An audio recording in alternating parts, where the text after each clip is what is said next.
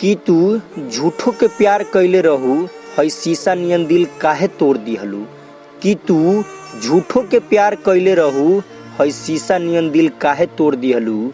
हई अर्जुन भाई तारा से बहुत प्यार करत रहे, हई अर्जुन भाई तारा से बहुत प्यार करत रहे, काहे के तू छोड़ दिहलू। ए जान काहे के तू छोड़ दिहलू। दीवाना बना के लो मुंह मोड़ लेला। यारे भाई चैनल पे नया बार है तो चैनल के सब्सक्राइब कर दिया। वीडियो थोड़ा सा भी अच्छा लागल हो तो वीडियो को लाइक कर दिया। मिलते हैं अगले वीडियो में, तब तक के लिए बाय बाय।